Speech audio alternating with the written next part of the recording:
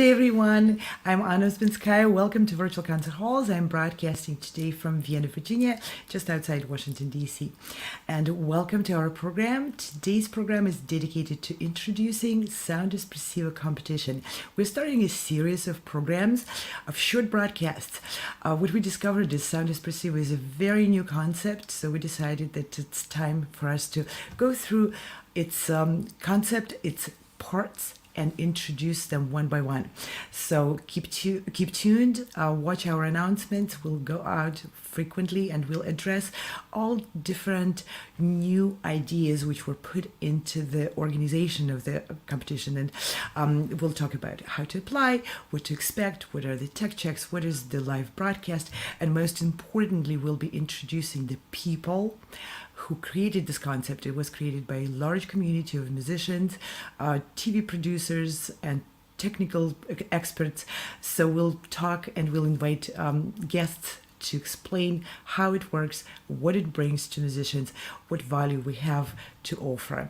Sound Espressivo is a new generation of classical music competition. It offers contestants to perform on a live broadcast, internet TV from their own location anywhere in the world. Sound Espressivo panel of 40 plus judges, and is growing, represents top performing artists and music educators from around the globe. Sound Espressivo offers very new concept of unprecedented array of awards for musicians. The awards come from many music managers, conservatories, music festivals, music promotion and education companies, from audio, video, web designers. The awards were created by musicians with our very in-depth understanding of what musicians really need.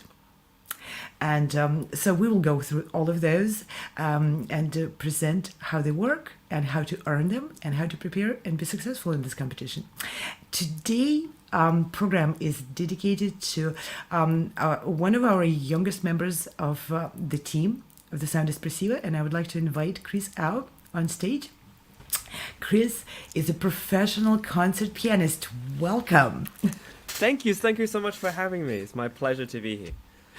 And as I said, Chris is a younger generation. He's one of the youngest members of the team, a professional pianist, concert pianist, a teacher. And Chris found that connecting through social media is an enriching additional way to engage with people and get other people excited by classical music, which is kind of a hot topic for all musicians currently, right?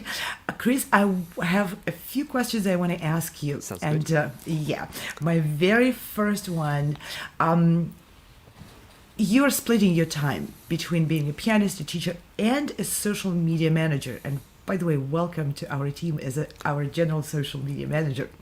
It's so cool for me to see a pianist doubling, but not everybody maybe agrees with that. So how does it enrich you as a musician, or does it?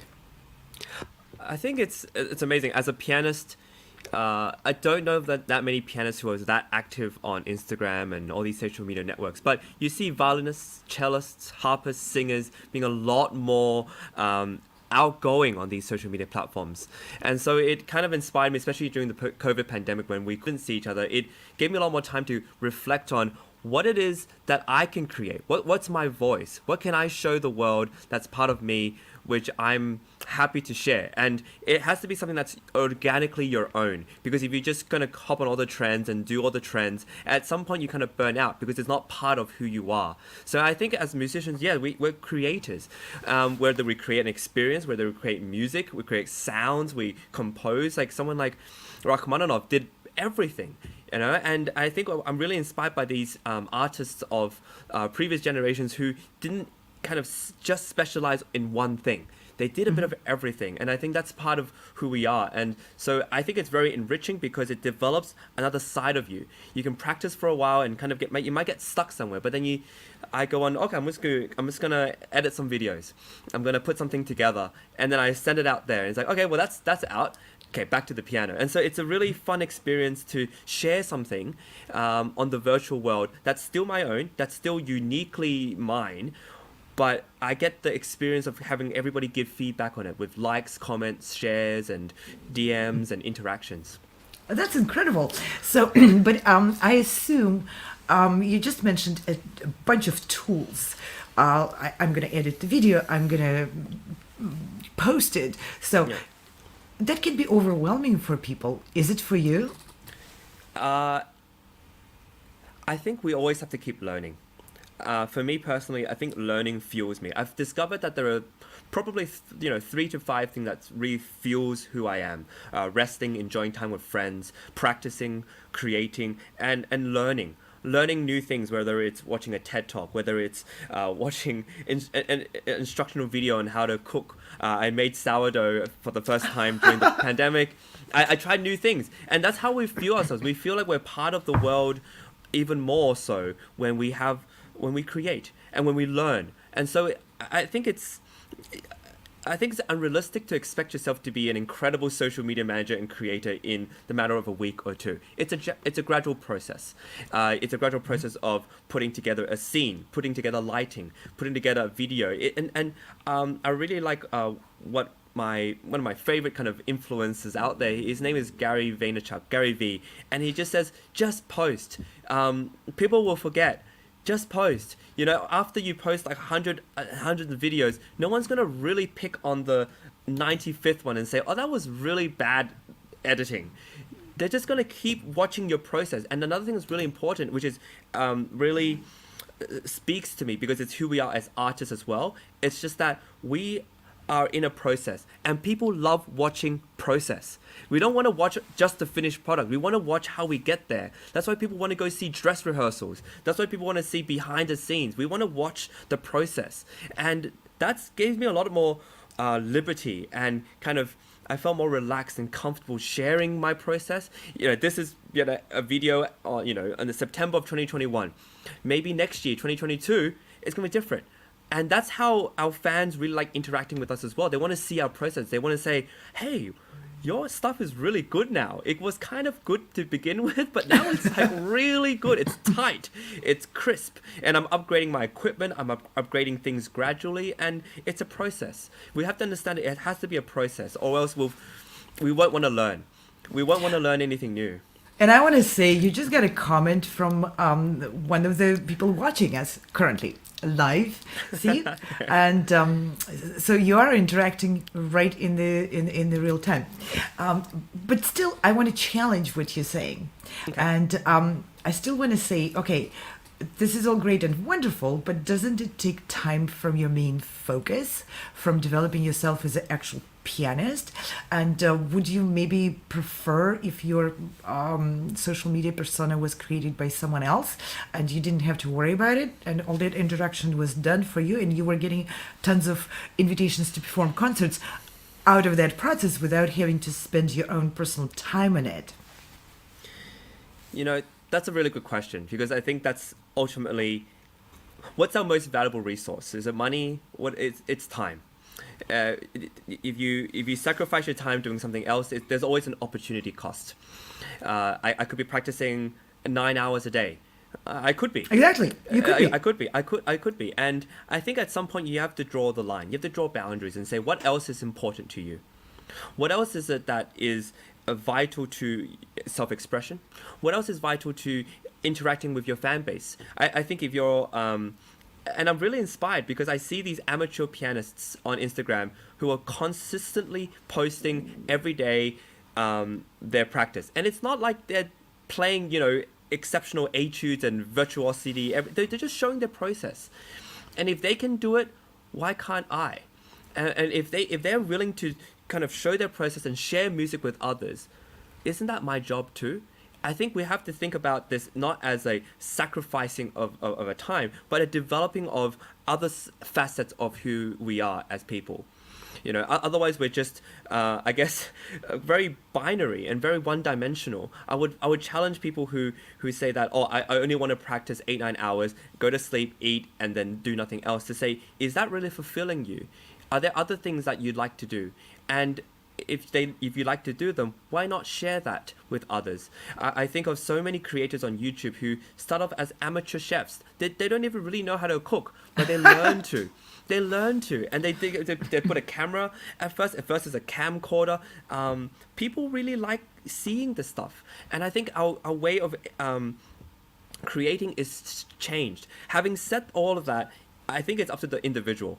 And what is great about social media, I think, is that you don't have to be on video. You can have your own blog. If you don't like writing and you don't want your face shown, you can do a podcast. It can just be all audio and go on SoundCloud. And so there are many mediums to share that. If you're really good at videos, but you don't want to share your face, there's plenty of accounts that don't show the face, you know? And so I challenge people to say, look, think a bit outside the box and see what else is happening. You don't have to participate yet. And I think the first step for anyone who wants to experiment with social media is to just consume a little bit of it. Or consume a lot. You get hooked, okay? You get hooked. Well, you have to be careful not to get really drugged. I know. And it's funny. The funny thing is, the people who don't actually post a lot of content onto social media, they're probably consuming a lot of it. So again, opportunity cost, right? I remember one really important memory that I had when I was watching a lot of TV shows like Friends and Scrubs, The Office. I was like thinking to myself, how come all these people have so much fun and I just watch them have fun? That's a good point. As an artist, you're the one who steps on the stage and sharing your fun, right? And then we find ourselves in the audience seat the whole time if we're just consuming other people's content. Yeah. Yeah, you're so right about we're creators and we're multifaceted. We're created to be multifaceted. Why limit ourselves to this little box? I just think, what am I doing with my life if all I'm doing is watching other people have fun? And I watch people, there's like loads of people who do vlogs, video blogs of their life, their people, their friends, and they look like they're having a lot of fun. And they get paid to do it because YouTube pays them to, well, not pays them, but through ads and everything, there's money being generated and sponsorships. And I'm like, what am I doing? You have so much richness to share. That's right. And there's something really important for me as a person who met you about a year ago, and I'm observing your transforming yourself through that period. I'd like to actually bring a very short clip of your performance in the Sound Espressivo competition, which actually propelled you to becoming one of the winners of the competition from a year ago. And I asked your permission to show it, right? Yeah. So let's have a little look. It's less than a year. Yep. Less than a year, my goodness. Let's take a quick look. A taste of late Debussy.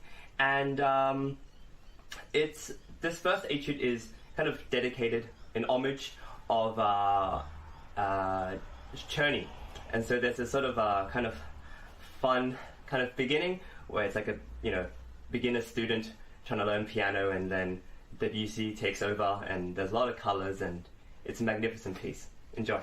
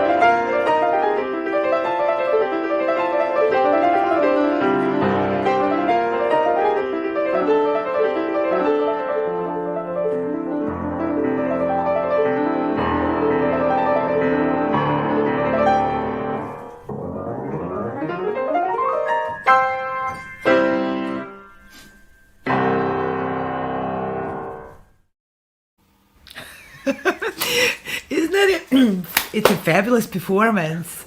No wonder the panel of judges rewarded you for that performance with a prize at the competition. And but I want to point out to a couple of things. There was quite a bit of clutter in that room. Quite a bit, yes. And look at how your setting looks now.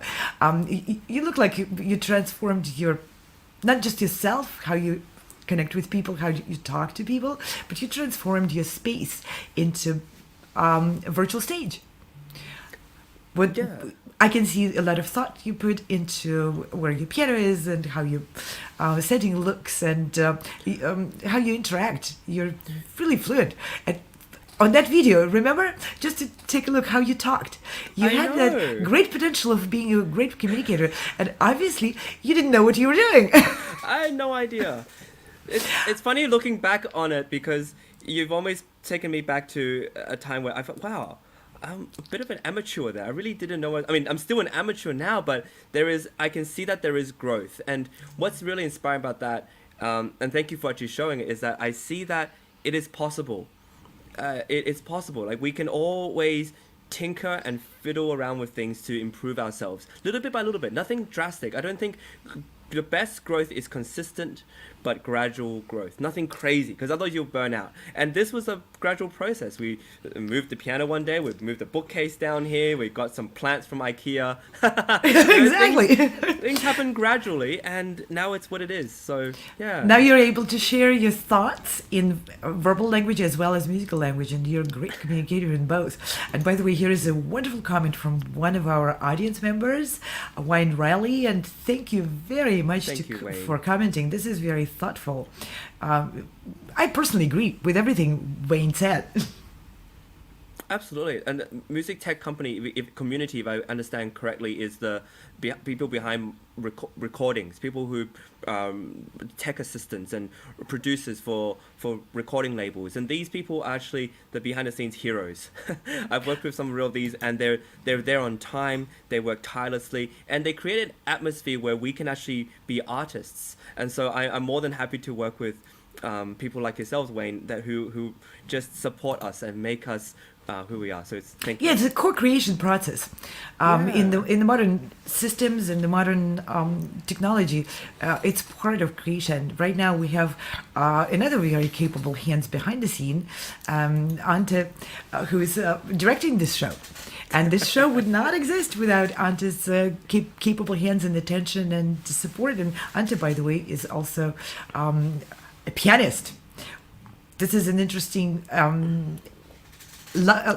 time of life we're entering, where a lot of musicians are multifaceting it. So thank you very much, Ante Kudrich, for your help. And thank you. We're running out of time for today.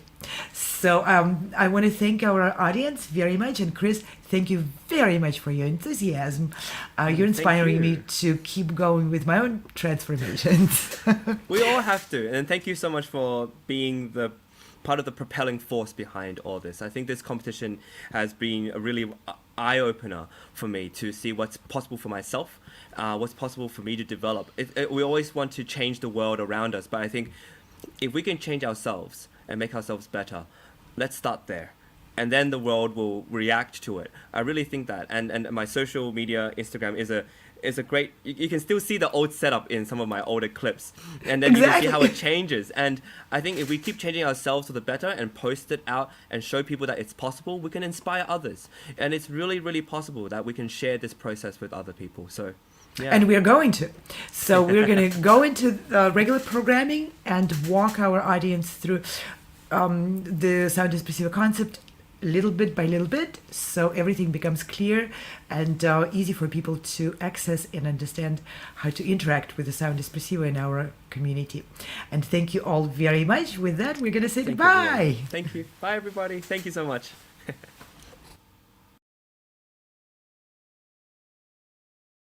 No matter where you are or who you are, music connects us all. We started with a dream, but now we are paving the future. Welcome to the Sound Espressivo Global Competition. Fully virtual, yet bringing musicians closer together than ever before, now on a global scale. True live, inclusivity, diversity, connection, community, an extraordinary array of judges. Get noticed by companies all over the world. Prizes, scholarships, performance opportunities. Apply to be a part of the most exciting congregation of artists like nothing you've ever seen before. We guarantee quality and leave no musician behind. We can't wait to hear you on the virtual stage.